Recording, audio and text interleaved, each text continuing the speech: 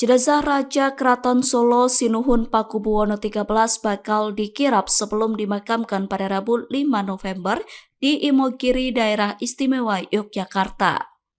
Ketua Lembaga Dewan Adat Keraton Kasunanan Surakarta, Gusti Kanjeng Ratu Wandansari Kusmurtiah, memastikan seluruh prosesi adat pemakaman Sinuhun Pakubuwono XIII bakal dijalankan.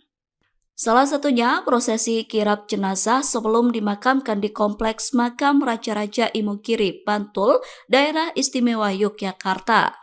Peti jenazah Raja Keraton Solo dikirap menggunakan kereta Rata Pralaya menuju Loji Kantrung. Kereta yang hanya digunakan untuk membawa jenazah raja akan ditarik oleh 8 ekor kuda pilihan. Download Tribun X sekarang.